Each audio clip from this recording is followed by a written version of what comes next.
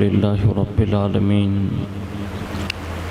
والعاقبة للمتقين والصلاة والسلام على سيد الأنبياء والمرسلين وعلى آله وصحابه وأزواجه وذرياته وأهل بيته وابنه الغوث الأعظم الجيلاني ومعين الملة والدين وشيخ الإسلام والمسلمين أعلى الحضرة الإمام أحمد رضا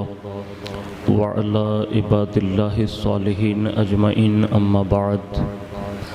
فأعوذ بالله من الشيطان الرجيم بسم الله الرحمن الرحيم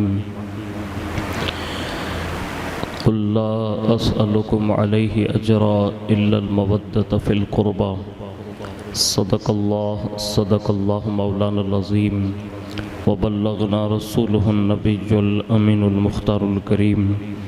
ونحن على ذلك لمن الشاهدين والشاكرين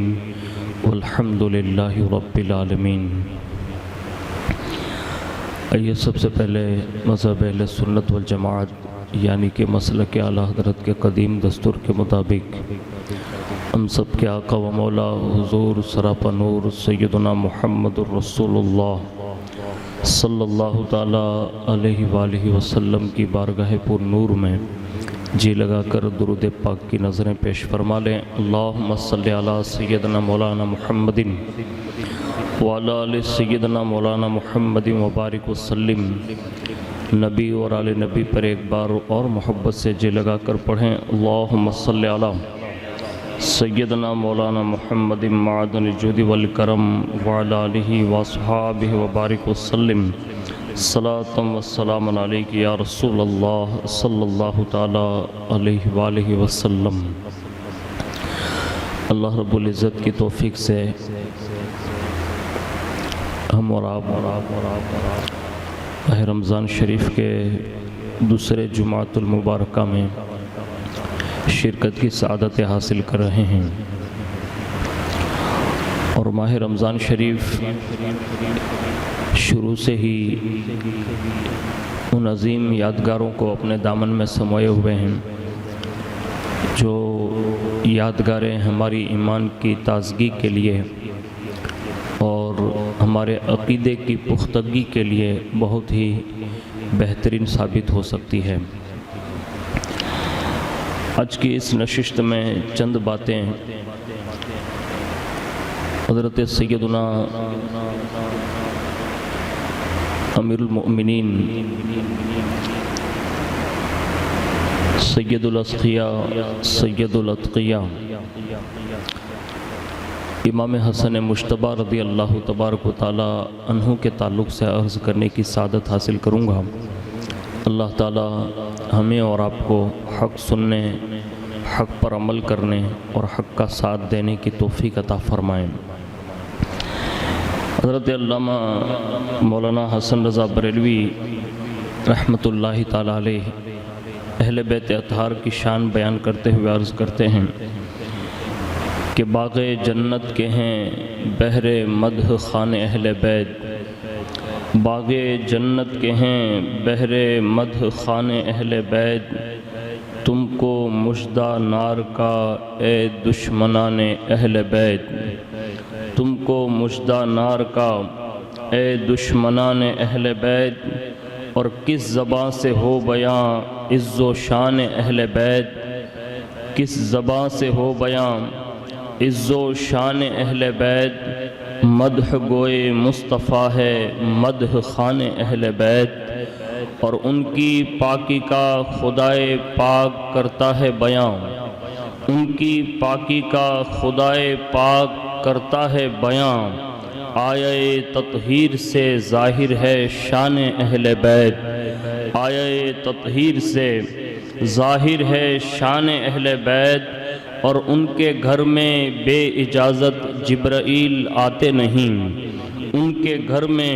بے اجازت جبرائیل آتے نہیں، قدر والے جانتے ہیں قدر و شان اہل بیت، اور بے ادب گستاخ فرقے کو سنا دے اے حسن، بے ادب گستاخ فرقے کو سنا دے اے حسن، یوں کہا کرتے ہیں سنی داستان اہل بیت، یوں کہا کرتے ہیں سنی داستان اہل بیت۔ قابل قدر برادران اسلام،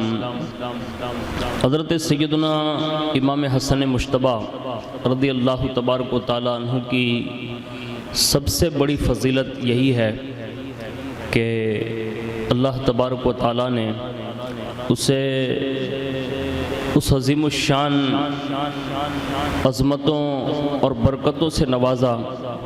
کہ جس کا کائنات کبھی بھی تصور بھی نہیں کر سکتی۔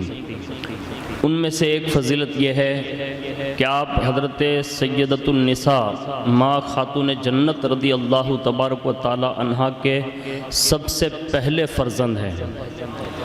یعنی حضرت امام حسین رضی اللہ تعالی عنہ سے بھی پہلے اگر سیدہ کائنات کے بیٹے ہونے کا شرف حاصل ہے تو وہ حضرت سیدنا امام حسن مجتبیٰ رضی اللہ تعالی عنہ کو حاصل ہیں۔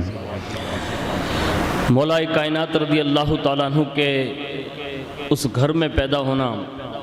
رسول اللہ صلی اللہ علیہ وسلم کی اس ظاہری زندگی میں آپ کا تشریف لانا اور ان تینوں نفوس قدسیہ کی تربیت میں رہنا، اور جس بارگاہ میں آنے کے لیے سدرہ کے مکی بار بار سدرہ چھوڑ کر زمین پر آئیں، اس گھر میں اگر سب سے پہلے کوئی بیٹا ہوا ہے تو اس بیٹے کا نام حضرت امام حسن مجتبیٰ رضی اللہ تعالیٰ عنہ ہے۔ دوسری فضیلت میں آپ کو عرض کروں کہ حضرت امام حسن مجتبیٰ رضی اللہ تعالیٰ عنہ اہل بیت اطہار کے 12 اماموں میں سے آپ دوسرے امام ہیں، یعنی پوری کائنات ولایت میں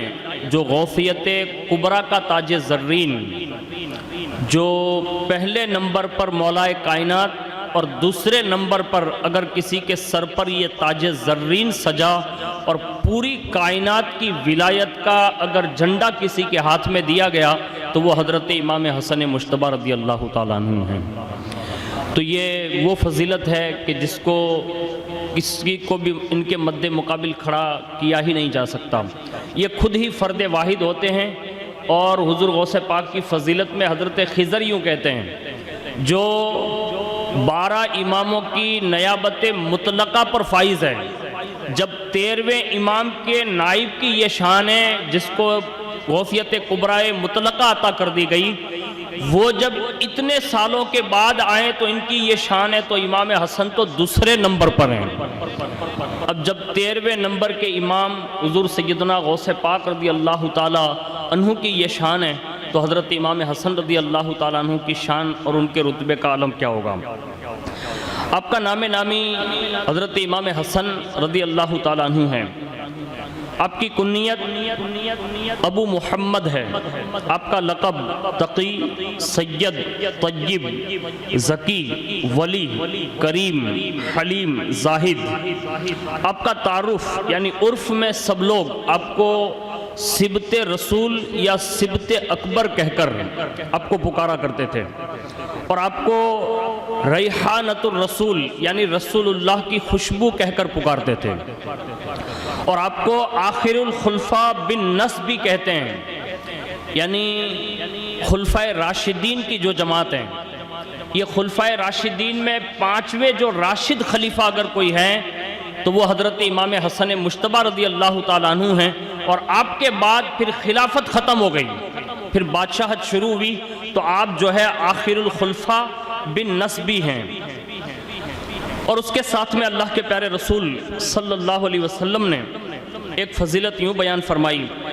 کہ ایک مرتبہ اللہ کے پیارے حبیب صلی اللہ علیہ وسلم منبر پر جلوہ بار ہیں، اور اچانک حضرت سیدنا امام حسن رضی اللہ تعالیٰ عنہ بھی آپ کے ساتھ ساتھ تھے۔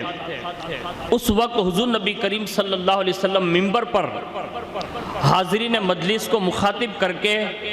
کبھی آپ مخاطب کو دیکھتے یعنی حاضرین کو دیکھتے،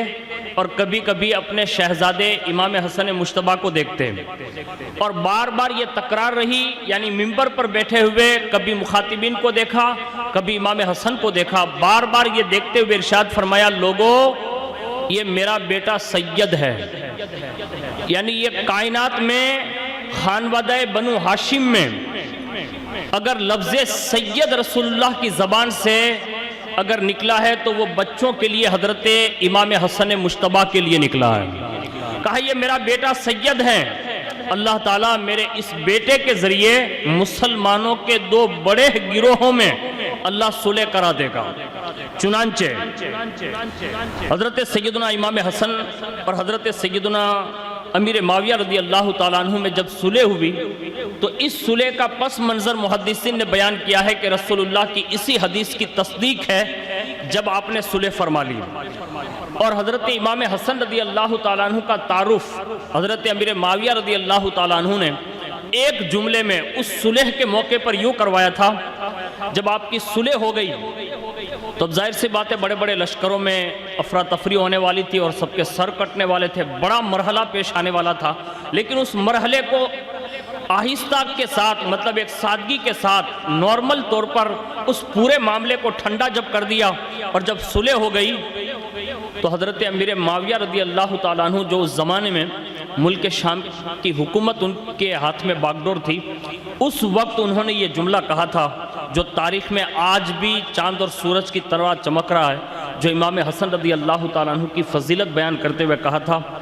شہزادے حسن مجتبیٰ آپ نے وہ بہادرانہ کام کیا ہے. یعنی جب صلح ہو گئی تو کہا آپ نے وہ بہادرانہ کام کیا ہے جو بڑے سے بڑا بہادر شخص بھی نہیں کر سکتا اور اس سے ممکن نہیں ہے، لیکن آپ نے شیر خدا کے بیٹے ہونے کا حق ادا کر کے اس کو ممکن بنا دیا ہے. اللہ اکبر. یہ ان کی وسعت ظرفی تھی کہ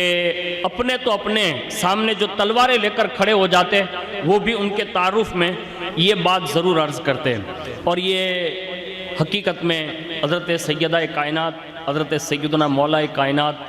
اور حضور سیدنا محمد الرسول اللہ صلی اللہ علیہ وسلم کی جو ہے تربیت کا اثر تھا کہ جنہوں نے پوری دنیا کو ایک بہترین میسیج اور پوری زندگی کا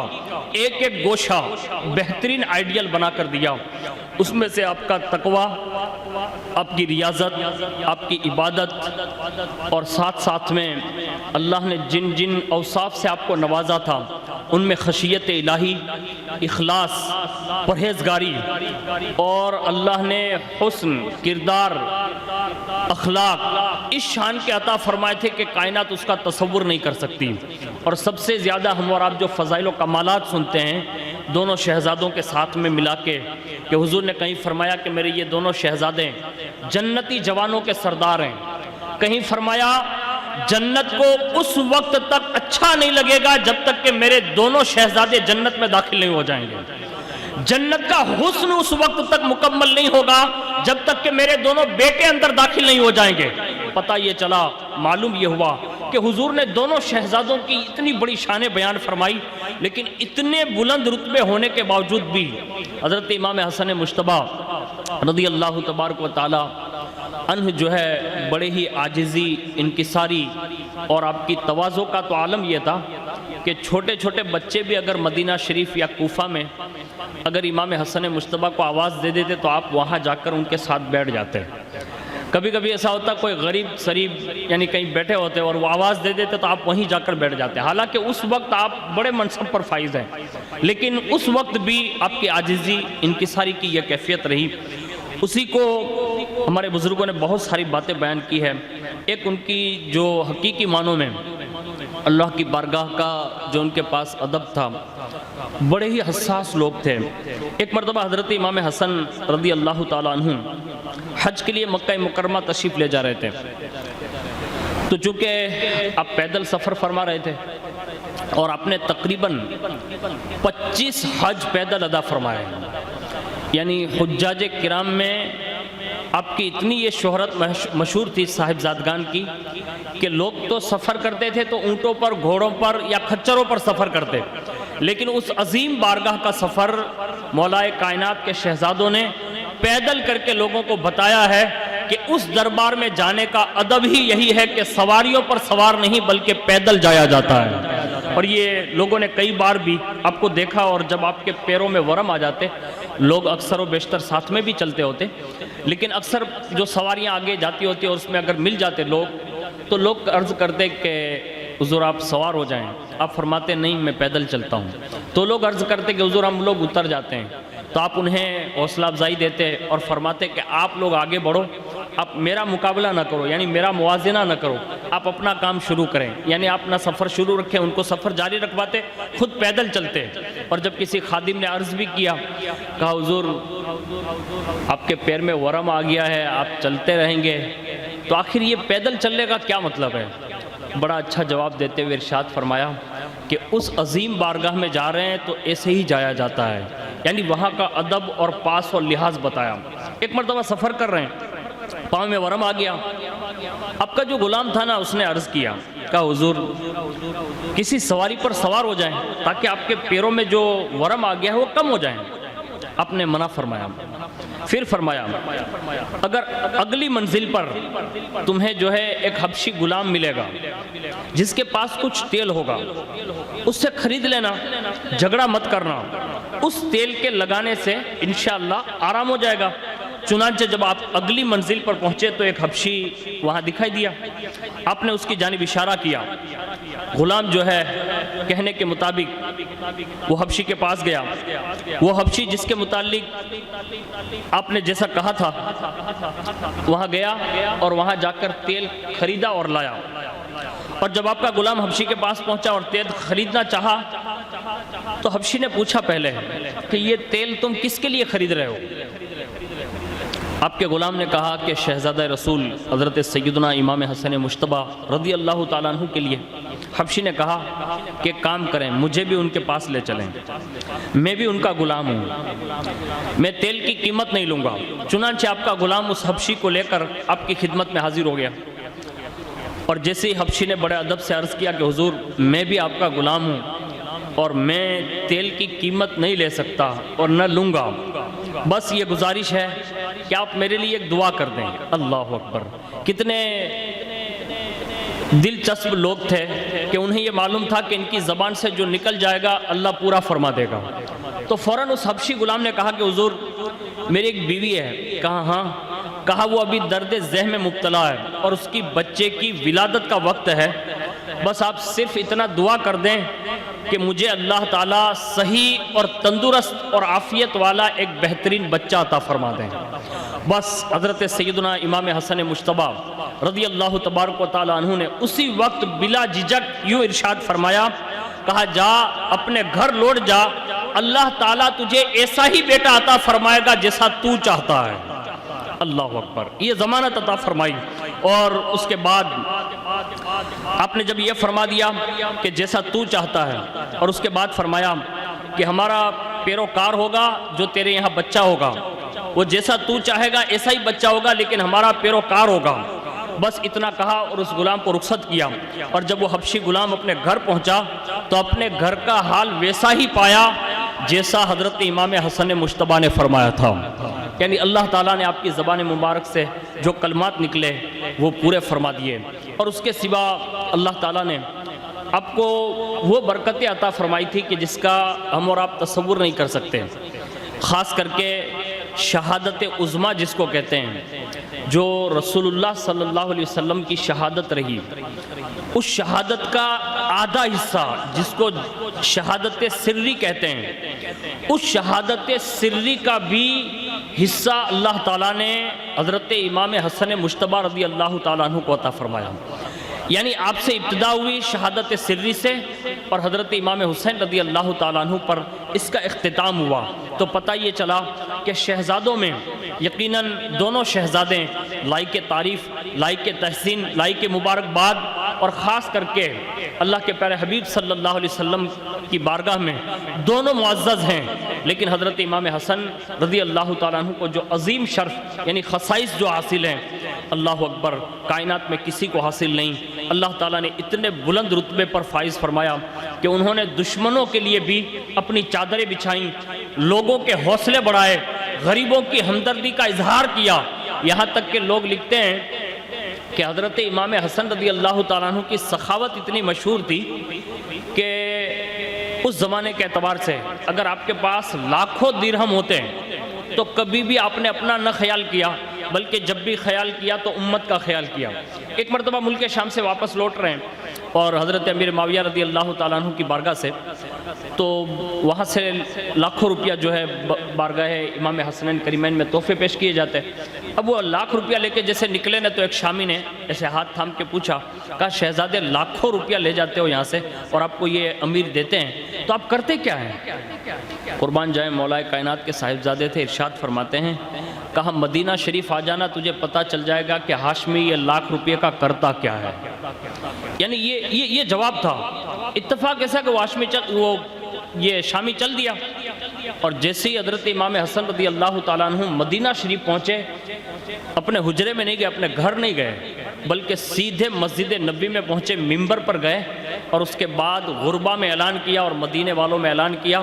کہا فاطمہ کا بیٹا آ چکا ہے، جس کو بھی ضرورت ہو مسجد میں آ جائیں۔ اس کے بعد جب لوگ آنا شروع ہوئے اور وہ شامی باہر کھڑا تھا، امام حسن ممبر پر سے 10 ہزار درہم لوگوں کو دے کر رخصت کر رہے تھے، اور جب وہ باہر نکلتا تو شامی پوچھتا کتنا ملا؟ کہا 10,000۔ اس شان سے سارے کے سارے پیسے جب دے دیے اور اس کے بعد جب خود باہر نکلے نا تو شامی نے پوچھا، کہا آپ یہی کرتے ہیں؟ کہا ہمارے گھر کی شان ہی یہی ہے کہ یہی کرتے رہتے ہیں۔ یعنی یہ انہوں نے کبھی دنیا سے نہ ان کے بابا نے دل لگایا، نہ ان کی والدہ نے دل لگایا، نہ ان کے نانا جان نے دل لگایا، نہ ان کی نانیوں نے دل لگایا، بلکہ ہمیشہ خاندان اہل بیت کے ان نفوس قدسیہ نے ہمیشہ لوگوں کو دیا ہے، بانٹا ہے اور لوگوں کا بھلا کیا ہے۔ آج بھی ان کی نسلوں میں بے شمار اولاد ایسی ہے جو الحمدللہ لوگوں کی ہمدردی، محبت اور خلوص اور اخلاق اور کردار کے ساتھ لوگوں کی خدمات انجام دے رہی ہے۔ اللہ تعالیٰ سے دعا کریں کہ اللہ تعالیٰ حضرت سرکار امام حسن مجتبیٰ رضی اللہ تعالیٰ عنہ کی جو ولادت کا دن ہے 15 رمضان مبارک، اللہ تعالیٰ ولادت امام حسن مجتبیٰ کی برکتیں عطا فرمائیں، اور اللہ تعالیٰ ان کے کردار اور اخلاق پر ہم سب کو عمل کی توفیق عطا فرمائیں، دونوں جہان کی عزت و آبرو سے ہم سب کو سرفراز فرمائیں۔ آمین برحمتک یا ارحم الراحمین۔